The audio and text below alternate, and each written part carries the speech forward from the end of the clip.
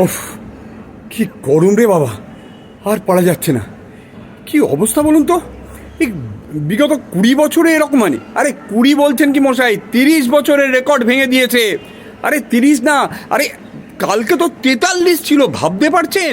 আর feel like কত ছিল জানেন? প্রায় 50। এ কি হচ্ছে? পুরো সাউথ বেঙ্গল জুড়ে, মানে দক্ষিণ বেঙ্গল, মানে দক্ষিণ বাংলা এবং আরও অনেক।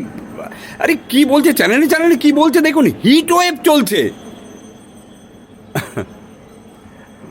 বিগত বেশ কয়েকদিনে আমাদের সবারই কথোপকথন এই রকমই।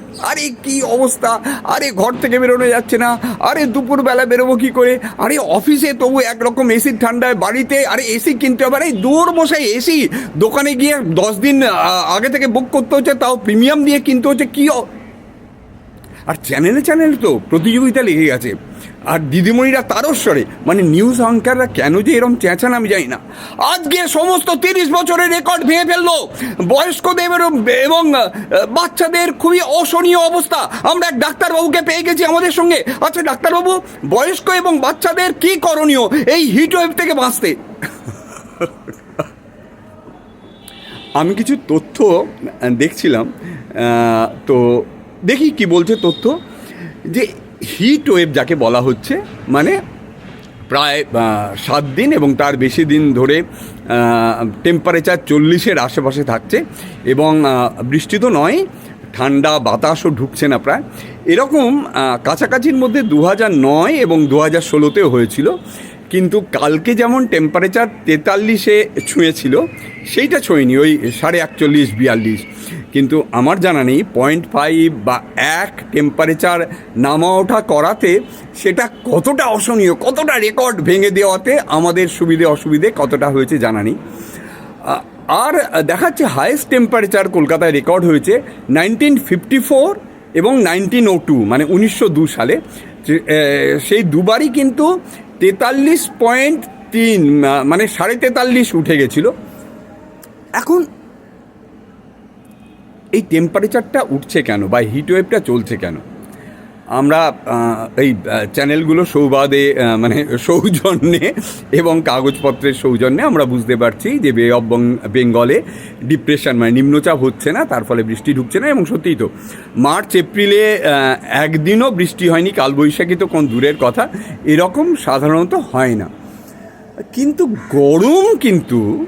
গরমকালে কিন্তু গরম আজন্মকাল এরকমই দেখে আসছি।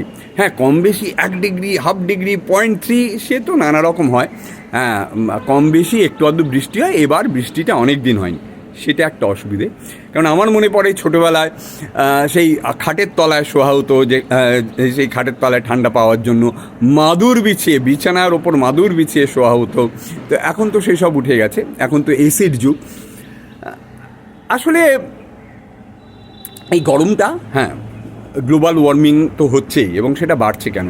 কিছু তথ্য পাওয়া যাচ্ছে যার থেকে জানা যাচ্ছে। কয়েকটা বলি, যেমন এই আরবানাইজেশন, মানে আমার বাড়িতেই যেমন প্রচুর সিমেন্ট বালির কাজ হচ্ছে, বিগত 1 মাস ধরে রিনোভেশনের কাজ হচ্ছে। তো এই যে আরবানাইজেশন, এই সমস্ত এই বাড়িগুলো ভেঙে পাড়ায় পাড়ায়, একটা বাড়িতে যেখানে 5-7 জন লোক থাকতেন, 10 জন লোক থাকতেন, সেইটা ভেঙে ফ্ল্যাট হয়ে গিয়ে 30-40 জন লোক চলে আসছেন। থেকে প্রত্যেকটা ফ্ল্যাটে আজকে এসি। আরেকটা জিনিস দেখছিলাম যে একটা গ্লোবাল ট্রিটি হয়েছে প্লাস্টিক প্রোডাকশানের ওপর, সেটাকে প্যারিস এগ্রিমেন্ট বলা হচ্ছে। Plastic production needs to decrease 12 to 17, মানে 12 থেকে 17% পার ইয়ার। হ্যাঁ, এটা তো আমাদের হাতে নেই, কিন্তু আমাদের হাতে যেটা আছে সিঙ্গেল ইউজ প্লাস্টিক, সেটা তো আমরা দিদারে ব্যবহার করে যাচ্ছি। আমি চট করে একটু বলি যে আমি একজন টিচারকে চিনি ব্যক্তিগতভাবে। তিনি মাস 2 আগে উত্তরাঞ্চল থেকে ঘুরে এসে, হিমাচল থেকে ঘুরে এসে তিনি বেশ বলছিলেন, সবাইকে গল্প করছিলেন যে ওখানে একটাও প্লাস্টিক ইউজ করা যায় না, দোকানে দোকানে কোনো প্লাস্টিক ব্যবহারের কোনো চল নেই, ইভেন প্লাস্টিক ইউজ করলে নাকি ফাইন দিতে হয়। কিন্তু তিনি আবার পরের মুহূর্তেই বাজারে গিয়ে বাজার থেকে 4-5টা প্লাস্টিক আনছেন। আমি আরেকজন প্রফেসরকে চিনি যিনি এনভায়রনমেন্ট সায়েন্স পড়ান এবং কলেজের প্রফেসর, এবং এনভায়রনমেন্ট সায়েন্সের জন্য এই সিঙ্গেল ইউজ প্লাস্টিক নিয়ে স্টুডেন্টদের দিয়ে প্রজেক্ট করান, কিন্তু তিনি তার নিজের জীবনে বা স্টুডেন্টদেরও সিঙ্গেল ইউজ প্লাস্টিক থেকে বিরত থাকার ব্যাপারে কোনো রকম ইন্সপায়ার করেন না। That is very very unfortunate. তো আমরা তো এইগুলো প্রতিনিয়ত করে চলেছি। অ্যান্ড আর একটা জিনিসও দেখছিলাম, এক বিখ্যাত ডাক্তারবাবু তিনি বলছিলেন যে কলকাতায় প্লাস লাস্ট 5-6 মাস ধরে অনেকেরই শুকনো কাশি হচ্ছে এবং হলে যাচ্ছে না। তার one of the main reasons হচ্ছে, আমরা দিল্লির পলিউশন নিয়ে কথা বলি, দিল্লির পলিউশন ইন্ডেক্স এখন 150, সেখানে কলকাতার পলিউশন ইন্ডেক্স 250।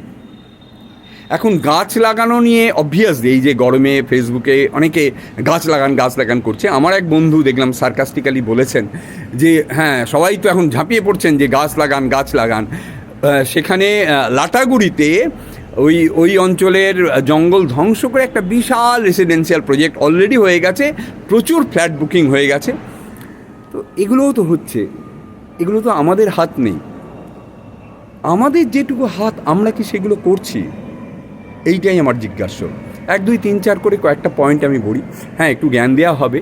আমি 58 ক্রস করেছি, একটু সেনাইল বা বুড়ো লাগবে, কিন্তু এগুলো কিন্তু ভীষণ সত্যি কথা। এইটা আমরা ভেবে দেখার কথা, একটু ভেবে দেখতে পারি। যেরকম যে গরম করে মেন্টালি আমরা যত বেশি কন্ডিশনড হয়ে যাব, যত বেশি কী হলো এই, তত বেশি কিন্তু আমাদের গরম লাগবে। এটা খুব মানে it's more than science, it's philosophy, it's anything and everything. একটু চেষ্টা করে দেখুন, 2-4 দিন গরম করবেন না, দেখবেন কোনো প্রবলেম নেই। তো আমি একজনকে চিনি, ঘনিষ্ঠভাবে চিনি, ধরা যাক তার নাম অবনী। তিনি প্রায় 6 বছর তার ঘরের এসি চালান না, এবং প্রত্যেক বছর এই গরমের সময় একটা পেডিস্টাল ফ্যান ঘরে চালান। এবছর এখনও সেটা চালান না।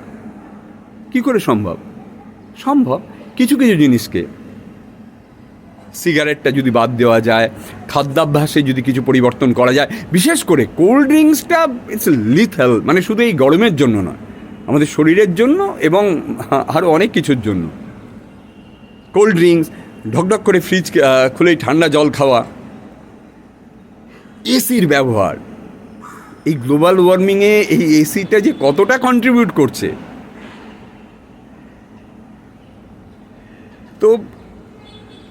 তো আমরা যেমন গাছ লাগানোর কথা, আমি ব্যক্তিগতভাবে একটাও বড় গাছ লাগানি। হ্যাঁ, টবের গাছের কথা আলাদা। আমার এক বন্ধু আছেন, তিনি বিগত প্রায় 20-25 বছর ধরে প্রচুর আম, জাম, কাঁঠাল চারিদিকে, মানে পরিত্যক্ত জমিতে, রাস্তার ধারে লোকজনের সঙ্গে কথা বলে তাদের বাগানে লাগিয়ে চলেছেন। আমি এখনও পারিনি। তো এইরকম অনেক কিছুই তো করা যেতে পারে, আমি ব্যক্তিগতভাবে আমরা করতে পারি, সেগুলো একটু চেষ্টা করি না। আর ওই গরম করে কিন্তু গরম করবে না। আমার কন্ট্রিবিউশন টুয়ার্ডস সোসাইটি যদি কিছু থাকে সেটা করি, অন্য কারোর জন্য না, আমার নিজের জন্যই। আর এসি কিন্তু কোনো রাস্তা নয়,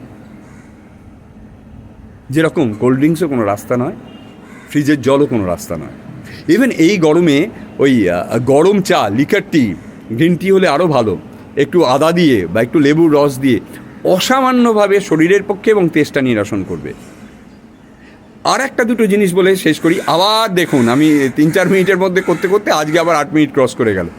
সেটা হচ্ছে, আমি যেটা করি, ওই ধরা যাক, আমি তো নয়, মানে অবনী একজনকে চিনি ঘনিষ্ঠভাবে, কারণ আমাদের অনেকের মধ্যে এরকম অবনী ছড়িয়ে আছে। কিন্তু আমলকি কুচি করে কেটে অরিজিনাল, মানে এই ডাবর, অমুক তমুক, এইসব চাইনিজ সুগার সিরাপের মধু নয়, অর্গ্যানিক মধু 1 চামচ, আর সেই আমলকি কুচো এবং 8-10টা গোলমরিচ থেঁতো করে যদি আগের দিন রাত্রে রেখে দেওয়া যায় এবং সেটা ভোরবেলা সকালবেলা খেয়ে নিয়ে যায়, হাফ তখন ভোরবেলা খেয়ে নেওয়া, হাফ আর মানে পরে বেলার দিকে খেয়ে নিলে সারাদিন কিন্তু শরীর অনেকটা ঠান্ডা থাকে, ভিটামিন সি এবং আরও অনেক হেল্পফুল হয়।